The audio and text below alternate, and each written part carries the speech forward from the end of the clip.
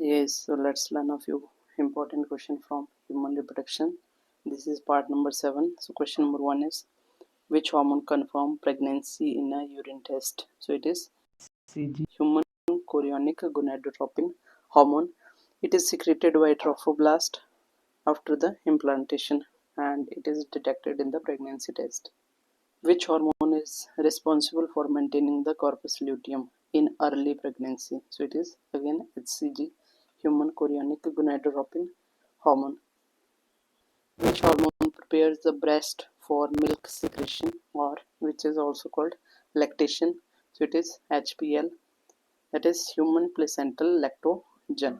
It promotes development of mammary glands and increases maternal glucose and fatty acid metabolism for fetal use.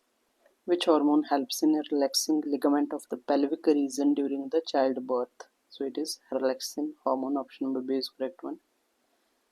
Which two hormones are consistently high throughout the pregnancy and maintain the endometrium? So it is estrogen and progesterone. Option number B is correct one. Which hormone inhibit uterine contraction during pregnancy? So it is progesterone. Option number A is correct one. Progesterone stabilizes the uterus and prevent contraction before the labor. Which hormone acts as growth hormone for the development of the fetus? So it is HPL, human uh, prolactin, human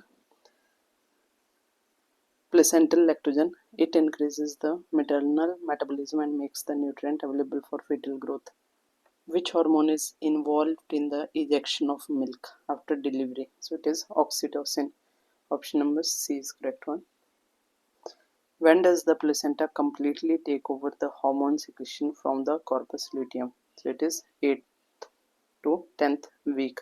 Option number C is correct one. The placenta gradually takes over the hormone production by 8th to 10th week.